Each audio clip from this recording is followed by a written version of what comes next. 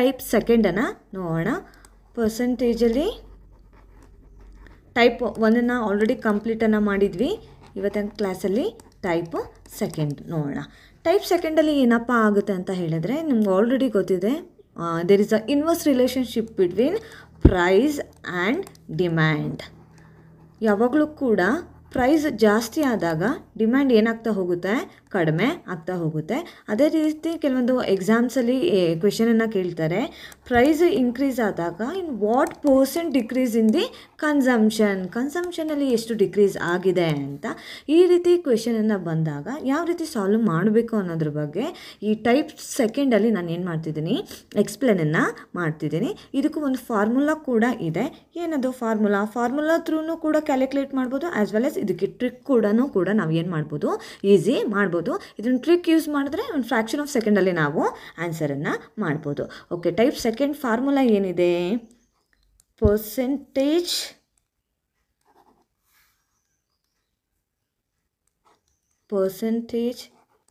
Decrease in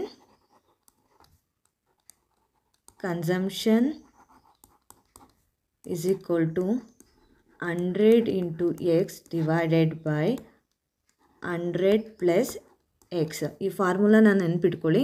ಈ formula ಯಾವಾಗ use ಆಗುತ್ತೆ ಅಂತ ಹೇಳಿದರೆ ವೆನ್ ಪ್ರೈಸ್ ಇನ್ಕ್ರೀಸಸ್ ಅಂತ ಕ್ವೆಶನ್ ಬಂದಾಗ, ಇನ್ what percent decrease in the consumption ಅಂತ ಬಂದಾಗ ನಾವು ಈ ಫಾರ್ಮುಲಾನ ಏನು ಮಾಡ್ತಾ ಹೋಗ್ತೀವಿ, ಯೂಸನ್ನು ಮಾಡ್ತಾ ಹೋಗ್ತೀವಿ. ಒಂದು ಎಕ್ಸಾಂಪಲನ್ನು ತಗೋಣ.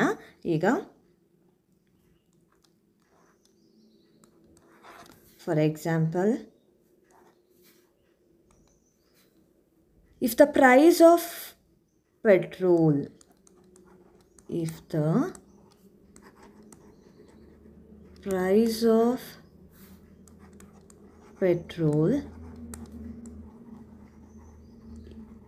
increased by 25%, then what percent decrease by consumption so that expenditure become unchanged.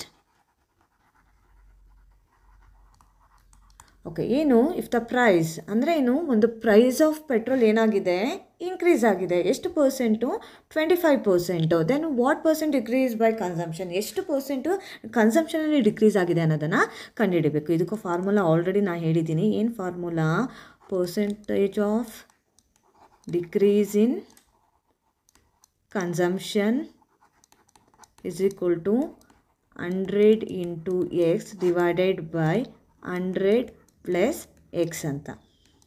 ಈಗ 100 ಇಟ್ಕೊಂಡ್ವಿ, ಎಕ್ಸ್ನ ವ್ಯಾಲ್ಯೂ ಎಷ್ಟು, ಇಲ್ಲಿ ಅವರೇ ಕೊಟ್ಟಿದ್ದಾರೆ 25% ಅಂತ. 25 ಡಿವೈಡೆಡ್ ಬೈ 100 ಪ್ಲಸ್ ಎಕ್ಸ್ನ ವ್ಯಾಲ್ಯೂ ಎಷ್ಟಿದೆ, 25 ಇದೆ. ಈಗ ನೆಕ್ಸ್ಟ್ ಏನು ಮಾಡ್ತೀವಿ, ಸಿಂಪ್ಲಿಫಿಕೇಷನ್ ಮಾಡ್ಕೋಬೇಕು. 100 into 25, 100ನ 25ನ ಆ್ಯಡ್ ಮಾಡಿದ್ರೆ ಎಷ್ಟು, 125.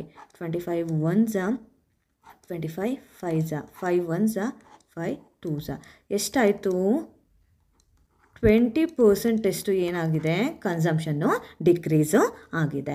ಓಕೆ, ಇದು ಅರ್ಥ ಆಗಿದೆ ಅಂದ್ಕೊಂಡಿದ್ದೀನಿ. ಒಂದು ಸೆಕೆಂಡ್ ರಿಪೀಟ್ ಮಾಡ್ತೀನಿ. ಏನಿದೆ question, if the price of a petrol increase by 25%, then what percent decrease in the by ಕನ್ಸಂಪ್ಷನಲ್ಲಿ ಎಷ್ಟು ಪರ್ಸೆಂಟು ಡಿಕ್ರೀಸ್ ಆಗಿದೆ ಅನ್ನೋದ್ರ ಬಗ್ಗೆ ಇಲ್ಲಿ ಏನು ಮಾಡ್ತಿದ್ದಾರೆ, ಕ್ವೆಶನನ್ನು ಕೇಳಿದ್ದಾರೆ. ಅದಕ್ಕೆ ಫಾರ್ಮುಲಾ ಏನಿದೆ, percentage of decrease in consumption is equal to 100 into x divided by 100 plus x. ಎಕ್ಸ್ನ ವ್ಯಾಲ್ಯೂ ಎಷ್ಟು, ಇಲ್ಲಿ ಆಲ್ರೆಡಿ ಅವ್ರು ಕೊಟ್ಟಿದ್ದಾರೆ 25% ಅಂತ. ಆ 25%ನ ನಾವಿಲ್ಲಿ ಎಕ್ಸ್ನ ವ್ಯಾಲ್ಯೂನ ಇಲ್ಲಿ ಹಾಕ್ಕೊಬೇಕು. ಈ ರೀತಿ ಹಾಕ್ಕೊಂಡು ನಾವು ಸಿಂಪ್ಲಿಫಿಕೇಷನ್ ಮಾಡಿದಾಗ, ಕ್ಯಾಲ್ಕುಲೇಷನ್ ಮಾಡಿದಾಗ ನಮಗೆ ಸಿಕ್ತು 20% ಸಿಕ್ತು. ಅಂದರೆ ಏನು, ಪೆಟ್ರೋಲ್ನ ಪ್ರೈಸು ಎಷ್ಟು 25% ಇನ್ಕ್ರೀಸ್ ಆದರೆ ಕನ್ಸಂಪ್ಷನ್ ಎಷ್ಟು ಡಿಕ್ರೀಸ್ ಆಗಿದೆ, 20% ಅಷ್ಟು ಡಿಕ್ರೀಸ್ ಆಗಿದೆ ಅನ್ನೋದು ನಮಗೆ ಗೊತ್ತಾಯಿತು. ಈ ರೀತಿನಾದರೂ ನಾವು ಕ್ಯಾಲ್ಕುಲೇಟ್ ಮಾಡ್ಬೋದು. ಇದ್ರ ಬದಲು ನಾವು ಸಿಂಪಲ್ ಕ್ಯಾಲ್ಕುಲೇಷನ್ನ ಒಂದು ಟ್ರಿಕ್ಕಲ್ಲೂ ಕೂಡ ಈ ಒಂದು ಕ್ವೆಶನ್ನ ಸಾಲ್ವ್ ಮಾಡ್ಬೋದು. ಇದಕ್ಕೆ ನಿಮ್ಗೆ ಆಲ್ರೆಡಿ ನಿಮ್ಗೆ ಗೊತ್ತಿರಬೇಕು, ಫ್ರ್ಯಾಕ್ಷನ್ ಇಂಟು ಪರ್ಸೆಂಟೇಜನ್ನು ಕ್ಯಾಲ್ಕುಲೇಟ್ ಮಾಡೋದನ್ನು 1 to 11 ನೀವು ಬೈಟ್ ಮಾಡಿಕೊಂಡೇ ಇರಬೇಕು. ಫಾರ್ ಎಕ್ಸಾಂಪಲ್ 1/1 ಎಷ್ಟು, 100%. 1 ಡಿವೈಡೆಡ್ ಬೈ 2 ಎಷ್ಟು, 50%. 1/3 ಎಷ್ಟು 33.33%. 1/4 ಅಂದರೆ 25%. 1/5 ಅಂದರೆ 20%. 1/6 ಅಂತ ಹೇಳಿದ್ರೆ 16.6%. ಅದೇ 1/7 ಅಂತ ಹೇಳಿದ್ರೆ 14.28%. 1/8 ಅಂತ ಹೇಳಿದ್ರೆ 12.5%. ಅದೇ ರೀತಿ 1/9 ಅಂತ ಹೇಳಿದ್ರೆ 11.11%. 1/10 ಅಂತ ಹೇಳಿದ್ರೆ 10%. ಅದೇ ರೀತಿ ವೆರಿ ಇಂಪಾರ್ಟೆಂಟಾಗಿ 1/11 ಅಂತ ಹೇಳಿದ್ರೆ 9.09%. ಇಷ್ಟು ಕೂಡ ನೀವೇನು ಮಾಡಬೇಕು, ಬೈಟ್ ಮಾಡಿದ್ರೆ ಈಸಿಯಾಗಿ ಎಕ್ಸಾಮಲ್ಲಿ ನೀವು ಇದನ್ನು ಫ್ರ್ಯಾಕ್ಷನ್ ಆಫ್ ಸೆಕೆಂಡಲ್ಲಿ ಆನ್ಸರನ್ನು ಮಾಡ್ಬೋದು. ನೋಡಿ ಇಲ್ಲಿ ಕ್ವೆಶನ್ ಇದೆ, if the price of a petrol increase by 25% ಅಂತ ಇದೆ. ಅದನ್ನು ಫ್ರ್ಯಾಕ್ಷನ್ ಈ ಫಾರ್ಮುಲಾ ಹಾಕ್ಕೊಂಡೇ ಕ್ಯಾಲ್ಕುಲೇಟ್ ಮಾಡಬೇಕು ಅಂತ ಏನಿಲ್ಲ. ಈ ಒಂದು ಫ್ರ್ಯಾಕ್ಷನ್ ಇಂಟು ಪರ್ಸೆಂಟೇಜ್ನ ಇಟ್ಕೊಂಡು ಕೂಡ ಡೈರೆಕ್ಟಾಗಿ ವಿತಿನ್ 30 ಸೆಕೆಂಡ್ಸಲ್ಲೂ ಕೂಡ ನಾವು ಆನ್ಸರನ್ನು ಮಾಡ್ಬೋದು. ಇಲ್ಲಿ ನೋಡಿ, there is a opposite relationship between, ಅಂದರೆ inverse relationship between price and demand. Price ಮತ್ತು ಡಿಮ್ಯಾಂಡ್ಗೆ ಇನ್ವರ್ಸ್ ರಿಲೇಷನ್ಶಿಪ್ ಇದೆ. When price increases obviously consumption ಏನಾಗುತ್ತೆ, ಡಿಕ್ರೀಸ್ ಆಗುತ್ತೆ. ಇಲ್ಲಿ ಹೇಳ್ತಿದ್ದಾರೆ 25% ಪೆಟ್ರೋಲ್ನ ಪ್ರೈಸ್ ಇನ್ಕ್ರೀಸ್ ಆಗಿದೆ ಅಂತ. ಆಬ್ವಿಯಸ್ಲಿ ಇಲ್ಲಿ ಏನಾಗ್ತಿದೆ, ಕನ್ಸಂಪ್ಷನ್ನು ಡಿಕ್ರೀಸ್ ಆಗಬೇಕು. ಇಲ್ಲಿ ನೋಟ್ ಮಾಡ್ಕೊಳ್ಳಿ, ವಿತಿನ್ ಫ್ರ್ಯಾಕ್ಷನ್ ಆಫ್ ಸೆಕೆಂಡಲ್ಲಿ ನೀವು ಆನ್ಸರ್ ಮಾಡ್ಬೋದು. ಎಷ್ಟಿದೆ, 25% ಪ್ರೈಸ್ ಇನ್ಕ್ರೀಸ್ ಆಗಿದೆ ಅಂದರೆ ಆಬ್ವಿಯಸ್ಲಿ ದ ಕನ್ಸಂಪ್ಷನ್ ಏನಾಗುತ್ತೆ, ಡಿಕ್ರೀಸ್ ಆಗುತ್ತೆ. ಆ ಡಿಕ್ರೀಸ್ ಅಂತ ಬಂದಾಗ ನಾವು ಏನು ಮಾಡಬೇಕು, ಇಲ್ಲಿ ಕೆಳಗಡೆ ಇದೆ ಅಂತ ನೋಡಿ, ಕೆಳಗಡೆ ಇದೆ, ಒಂದು ಸ್ಟೆಪ್ಪು ಕೆಳಗಡೆ ತಗೊಂಡು ಆನ್ಸರನ್ನು ಮಾಡಿದ್ರೆ ನಾವು ಈಸಿಯಾಗಿ ಆನ್ಸರನ್ನು ಮಾಡ್ಬೋದು. ಇಲ್ಲಿ ಆಬ್ವಿಯಸ್ಲಿ 25% ಕೆಳಗಡೆ ಎಷ್ಟಿದೆ, 20%. ಡೈರೆಕ್ಟಾಗೂ ಕೂಡ ನೀವು ಇನ್ನೊಂದು ಎಕ್ಸಾಂಪಲನ್ನು ನೋಡೋಣ. ಇದೇ ರೀತಿ ಇದು ಪ್ರೈಸು ಮತ್ತು ಡಿಮ್ಯಾಂಡಿಗಂತ ಅಲ್ಲ, ನಾವು ರೆಕ್ಟ್ಯಾಂಗ್ಲರು ವಿಡ್ತು ಲೆಂತ್ಗೂ ಕೂಡ ಈ ಥರದ್ದು ಒಂದು ಫಾರ್ಮುಲಾ ಯೂಸ್ ಮಾಡ್ಕೊಂಡು ಕ್ಯಾಲ್ಕುಲೇಟನ್ನು ಮಾಡ್ಬೋದು ನಾವು. ನೋಡಿ, ಇನ್ನೊಂದು ಕ್ವೆಶನ್ನ ಎಕ್ಸಾಂಪಲ್ ಆಗಿ ನೋಡೋಣ. If the length of the rectangular increase by 10%, by what percent decrease in the width the area of then area become unchanged.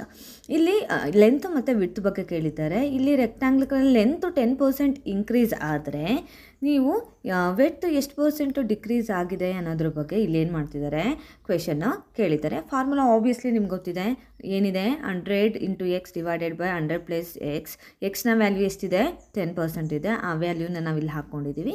100 × 10 divided by 110, 0 cancel ಆಯಿತು. ಉಳಿದಿದ್ದೆಷ್ಟು, 100 ಡಿವೈಡೆಡ್ ಬೈ 11 ಮಾಡಿದ್ರೆ 9.09 ಬರುತ್ತೆ.